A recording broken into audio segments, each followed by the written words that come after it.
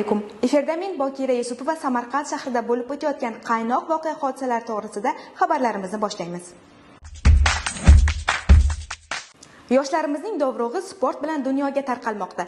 Osiyo Kubogining birinchi bosqichida oltin medalni qo'lga kiritgan O'zbekiston milliy terma jamoasining a'zosi hamshahrimiz Jasmina Nurmanovani kutib olish marosimi bo'lib o'tdi.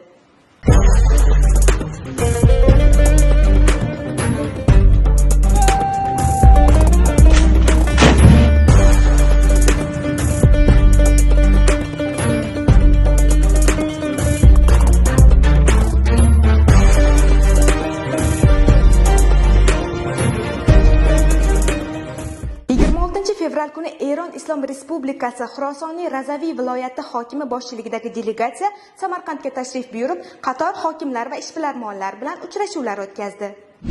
Shu kunlarda Eron Islom Respublikasining Xurosoniy Razaviy viloyati hokimi G'ulom Husayn Muzaffariy boshchiligidagi delegatsiya ko'hna va hamisha navqiron Samarqandga tashrif buyurib, viloyat va shahar rahbarlari, ishbilarmon doira vakillari bilan uchrashuvlar o'tkazishmoqda. Eronlik mehmonlar Samarqand shahar hokimi Fazliddin Umarov bilan muloqotda ishtirok etib, ikki tomonlama hamkorlik aloqalarini kuchaytirish bo'yicha fikr almashdi. Ta'kidlanganidek, ikki davlat rahbarlarining ezgu sa'y-harakati bilan turli sohalardagi xalqaro hamkorlik tobora mustahkamlanib bormoqda. Shahar hokimi Samarqandning ayni paytdagi investitsion salohiyati, yaratilayotgan imkoniyatlar to'g'risida batafsil ma'lumot berdi. Xususan, to'qimachilik, qurilish, farmatsevtika, qishloq xo'jaligi mahsulotlarini qayta ishlash, ta'lim, turizm sohasidagi imkoniyatlari har ikki mintaqa uchun manfaatli bo'lishini e'tirof etdi. O'z navbatida delegatsiya rahbari G'ulom Husayn Muzaffariy Xurosoniy Razaviy viloyati hamda uning markazi hisoblangan Mashhad shahrining bugungi taraqqiyoti to'g'risida to'xtalib o'tdi. Viloyatda 7,5 million, Mashhadda esa 3,5 million aholi istiqomat qiladi. Xurosoniy Razaviy viloyati Eronning shimoliy sharqida joylashgan hudud bo'lib, sanoat, qishloq xo'jaligi, tadbirkorlik, sayyohlik shiddat bilan rivojlanib borayotgan mintaqa hisoblanadi. Uchrashuvda ikki mintaqa rahbarlari o'rtasida anglashuv memorandumi imzolanib, tegishli chora-tadbirlar rejasi asosida ish olib borilishi aytildi. Masalan, Mashhad va Samarqand o'rtasida madaniyat kunlari o'tkazish, ixtisoslashgan hunarmandchilik ko'rgazmalari tashkil qilish, ikki shahar tadbirkorlari uchun muloqotlar uyushtirish, mintaqa o'rtasida aviaqatnovni yo'lga qo'yish, shahar infratuzilmasi boshqaruvida tajriba almashish, tibbiyot turizmini yangi bosqichga olib chiqish, qo'shma moliya muassasalari tashkil etish kabi jihatlarga e'tibor qaratish lozimligi e'tirof etildi.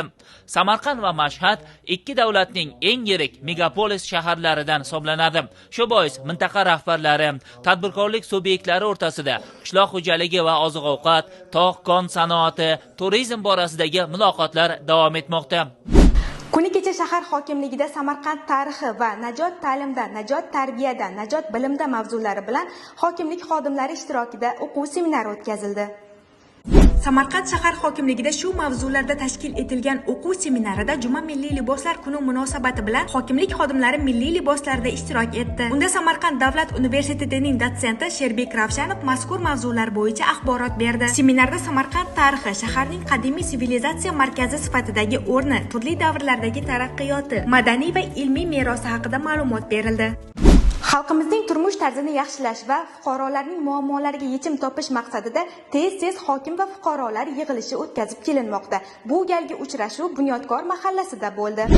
Bunyodkor mahallasi xalq qabulida 20 dan ortiq fuqaro asosan moddiy yordam, uy-joy, auksion, savdo, sinoz hamda obodonlashtirish va boshqa masalalar bo'yicha murojaat qilishdi. Murojaatlarning aksariyati joyida yechimini topgan bo'lsa, vaqt talab qiladigan muammoli masalalarni tez fursatlarda tegishli tartibda bartaraf etish bo'yicha mas'ullarga aniq ko'rsatmalar berildi.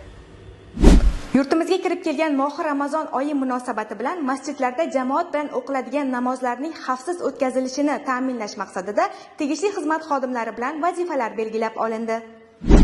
Samarqand shahrida taroveh namozlari o'qiladigan masjidlarda Ramazon oyi davomida xavfsizlikni ta'minlash yuzasidan qizg'in ishlar olib borilyapti. Shu munosabat bilan ushbu yo'nalishda xizmat oldi yo'riqnomalari o'tkazilib, huquqni muhofaza qiluvchi soha xodimlari xizmatga jalb etildi. Unda Samarqand shahar hokimi Fazliddin Umarov ham ishtirok etdi. Qiziqarli xabarlar bilan keyingi dasturlarimizda ko'rishguncha xayr, salomat bo'ling.